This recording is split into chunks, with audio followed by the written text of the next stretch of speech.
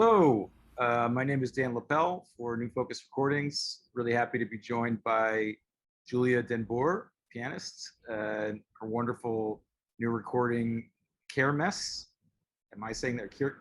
I'm saying that right? Mhm. Yep. Comes out on October 15th, and it's a beautifully meditative collection of four solo piano pieces by Julia LaRusso, Linda Catlin Smith, Anna Torvaldsdottir, and Rebecca Saunders. So, hey, Julia, thanks for joining. Looking forward to Hi. getting Thank this album out there. It's really, really beautiful playing and great repertoire. How long have you been living with these pieces? um the the Saunders and the Lorusso are pieces that I've been playing for a really long time. So I've really kind of, yeah, as you said, kind of lived with them, and I feel like my interpretation of them has changed a lot actually throughout the years. Yeah, And I've always wanted to record them and have them on an album together.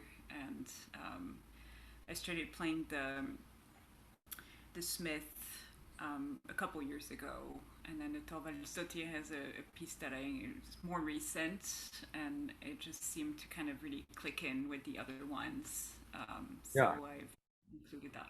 Yeah. wonderful. Yeah, there's a sort of shared affinity between these pieces, I think, in terms of sonority and inviting the listener to really listen to the resonance and the sustain.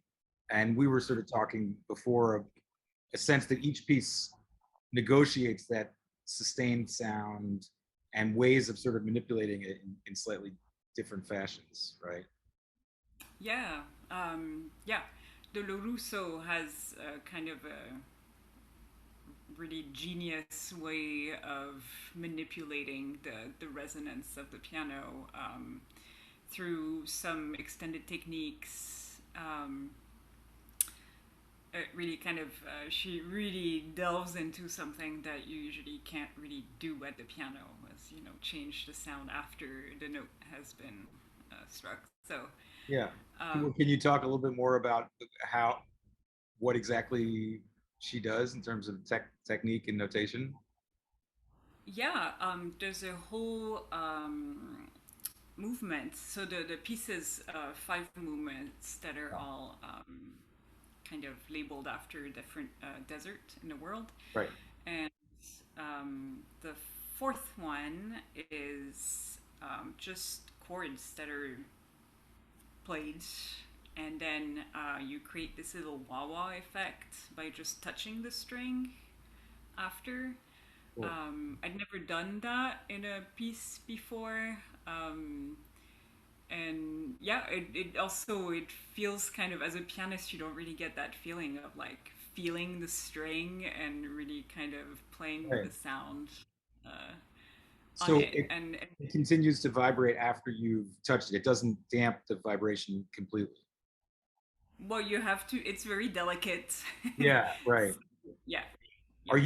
you And pressing it at specific node points to get harmonics, or it's more just to sort no, of like moderate the actual vibration of the string itself? it's really just to create that little wah wah effect That's really after great. these notes, yeah, played. Yeah.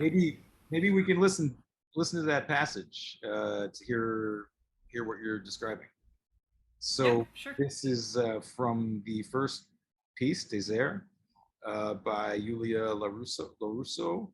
And Mhm. as Julia said, it's in 5 sections. So I guess this is uh, Morzuk, the Sand Sea. Is that more or Yeah. less pronounced correctly? So here we go.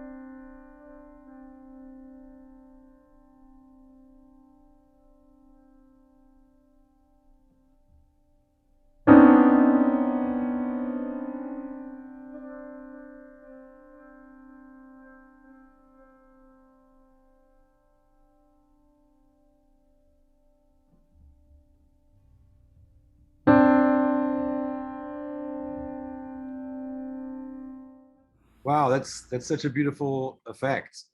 Can you mind describing even a little bit more in depth about exactly what's going on there pianistically? Sure. So basically, it's these repeated two notes almost throughout the whole movement, and um, she enriches the resonance brought out by these two notes by like sustaining other chords through the middle pedal. And so these two notes keep kind of drifting into other resonances throughout the movement. And on top of that, she has the wah wah effect, Yeah, which is kind of lightly touching the strings. So there's a lot going on, yeah, but it's like a kind of a microscopic level. right. And the wah wah effect almost becomes this sort of like central idée fixe or something around which all this other information is morphing subtly. Yeah, very cool. Yep. And again, the piece in general, it's these five different sections. Well, I guess she considers them five pieces, even though we're here on the album. It's one track, but and they're played without pause, right? Um, but they each one of them sort of like captures something of the sort of psychological state connected to these different deserts. Um, Yeah. I feel like, well, she describes in her notes, there's, clearly each piece is named after a different desert, but she also sees them as different mental spaces yeah, and kind of meditative zones. yeah, Um, and I found that worked really well in a pairing with the Torvaldsdottir, which has kind of seven really short movements that are also kind of pieced together. But I feel like they have a lot in common, and yet they are kind of, yeah, just kind of like different mental little small meditations in a right. certain way. Right. I mean, there's sort of it's almost like these psychological character pieces in those two works, and then the other Yeah. two are much larger rhapsodic fantasies in a way, right? Yeah. Cool. So well, let's talk about the second piece on the record, which is actually the longest. That's Linda Catlin Smith's "The Underfolding." Mm-hmm. Uh, Go ahead. Um, well, I feel like um, that piece also kind of fits within that theme. It has a really kind of striking stillness Yeah. to it. And I can't remember where I read this, but I read something, a text of hers where she was describing her music as kind of a painting, when you have just kind of light touches of a different color on the same thing, and kind of Yeah. you see it in various kind of shades. Hmm. And I really love that about her music. You know, it just evolves very slowly, and I love kind of the idea of just kind of different color palettes and shades kind of slowly blending in and changing through. And Yeah. she has sections of the piece, or it is just kind of you repeat the same chord maybe Mhm. 10 times. Yeah. Um, and I loved the work of listening to the same chord in a different way and voicing it in a different way and kind of playing with how different can something that is in theory the same sound. Right. Yeah. Uh, there's actually, I don't know if you heard an album we put out last, actually, and I think it was in March or April of 2020. Richard Valatuto, the pianist, put out a Yeah, yeah. nine-strings album and had pieces by both Linda Catlin Smith and Rebecca Saunders on there. And in getting to Yeah. know your record, I was thinking back to those pieces as well. And like, I feel like the way both of these composers approach the piano has a lot of shared sensibility, but they get at this sonority thing slightly differently. Like Saunders seems to really be attracted to these clusters and these sort of Yeah. splashes of color. And Linda Catlin Smith, like you said, it sort of like invites you into this very minute, subtle examination of like just the voicing itself. Like everything unfolds very slowly. But in both cases, it's a sort of, is it weird to say that it is sort of growing out of like a French approach to the piano, like a very coloristic sort of, maybe that is weird to say. Maybe, I don't know. I don't really love this national uh, Yeah. Sorry, I don't mean to put you on the spot in that way. label. I mean, I don't really identify with it Right. very Okay. much. Fair enough. I think I'm mostly thinking about like a Debussy lineage. So Yeah, yeah. I should be more composer specific. Uh, No, no, I see where that comes from. But yeah, I don't know that Rebecca Saunders would feel that way. yeah, it's an interesting question. Maybe she wouldn't. One thing that I find really interesting in Crimson, the last piece on the album is kind of this. It's very blocky in its structure. It was actually three pieces that she put together, um, and it ends in a very kind of still, peaceful, Linda Catlin Smith kind of way. Right. Right. After this like furious, blocky, clustery beginning, and the very percussive middle section, and I always kind of, the more I play this piece, the more I feel like it's almost like that last section is actually there the whole time. Ah, interesting. You know, that character and that layer of the music is just actually unfolding throughout the whole thing underneath, and It's just that waiting kind to be revealed or something. of, Yeah, yeah, that's interesting. and that kind of ties it to the Smith for me, Yeah. in a personal kind of way. Just Yeah. yeah, Well, these, like what you said, these sort of the clusters, when she goes into that texture in this piece and also in the piece on Richard's record, it hmm always strikes me that it seems like she's as much interested in exciting the resonance of the piano and sympathetic resonances as she is in the actual specific pitches that she's writing, because it's sort of right. very like sharp attacks and like these sort of high register voicings that are really closely spaced, and it sort of feels like the piano is like buzzing or something. You know, it's crazy. Yeah, and it's super interesting how after playing so many clusters, you start hearing them in a very different way. Yeah. You know, Right. Right. Right. I almost hear them as like a melodic um, thing unfolding. Like Interesting. it's Yeah. just, yeah, it really kind of transforms your ear after a while, and she really just goes and delves into that, almost like very intense. Yeah. I guess you start to really, instead of hearing the sound of cluster, you hear like more specific cluster sonorities that are, delineated from each other. Yeah, Which exactly. sort of comes back to, I mean, it's a different way of getting to the same space that Catlin Smith is getting to. But again, it's like, how can we zoom in on a specific Exactly. texture, And I guess in that way, it's also a little bit Feldman-esque. I don't know why I'm compelled to keep on comparing everything to other things, but I don't know. That's okay. That's just what, yeah. Uh, well, so I got us really off track, but maybe we can get back on track by listening to a little bit of Linda's piece, uh, Sure. an excerpt, and we can pick it up from there. So this is the second track on the album again, and this is about a minute's worth from The Underfolding.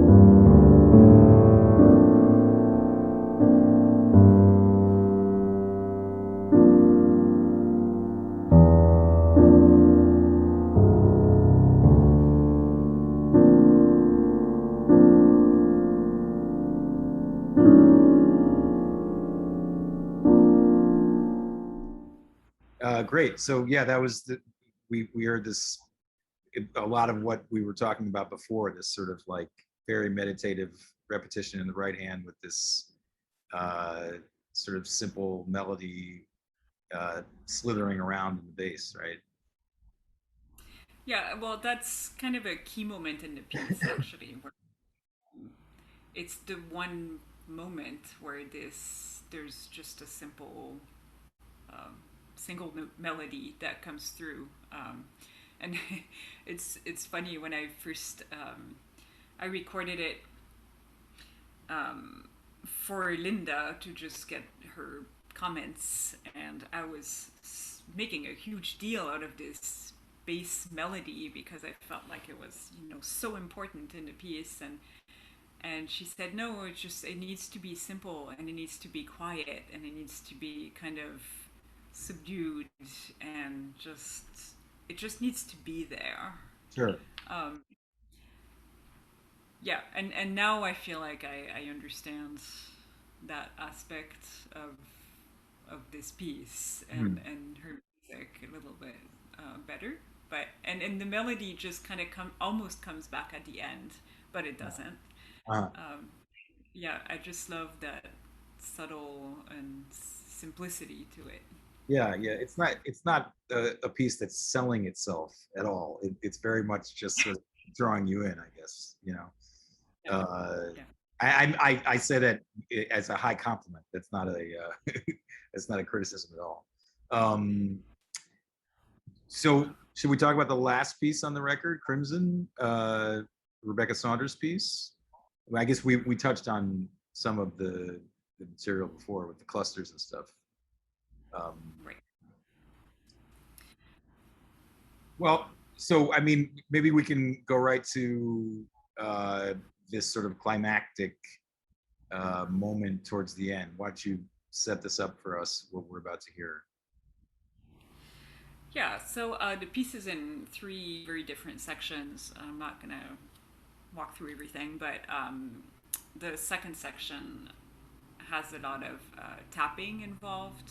So on kind of on the wood of the piano, just on the side, um, and yeah, it feels like in the second section, the tapping kind of shows up. It's very striking, because the piece is already kind of probably 5 minutes in. Um, and the layers between the clustery material and the tapping, and there's a lot of pedal activity to get more and more intricate. And in this big climax at the end of the second section, it gets really, really kind of furious. So I think that's the bit we are about to listen to. Great. And yeah, and you were sort of saying before, but then there's this quieter material in a way that's sort of like lurking beneath this fury, and then gets revealed at the end of the piece, which Right. is cool. Like she's somehow able to juggle these different sort of expressive spaces on the instrument at once. So, okay, cool. Well, let's take a listen.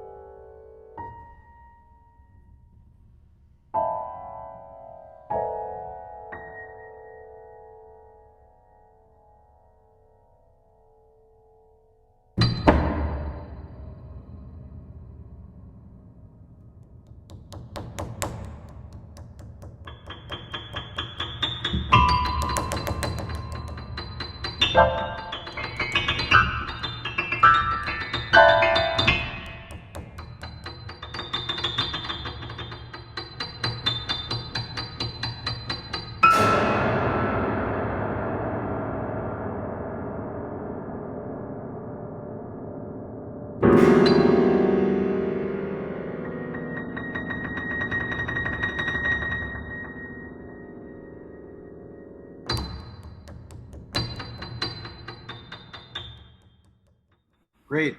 So I feel like of all the music on this record, the Saunders is the piece that really expands the timbral and textural language of the piano, probably to its most extremes, right? Uh, we have the extended techniques in the LaRusso, uh, but this percussive element, especially, I think, really sort of sets it apart, right? Yeah, yeah. Yeah. I do feel like the Torvaldsdottir also plays with texture a lot. Um, Maybe in a kind of oppositional sort of way, because some of the movements are just, you know, simple melodies. But then you have like a very long Super Bowl solo. Yeah. And it just kind of, I guess,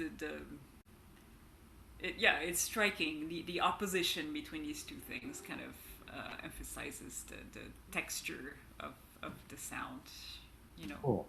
Well, Here, every good solo piece post 2016 needs to have a Super Bowl solo, I think, of course. for any instrument, right?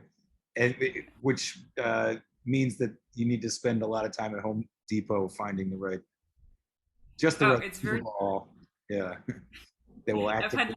long conversations with percussionist friends about Oh, which I'm was the sure. And best. there's nothing that they enjoy more than talking about this.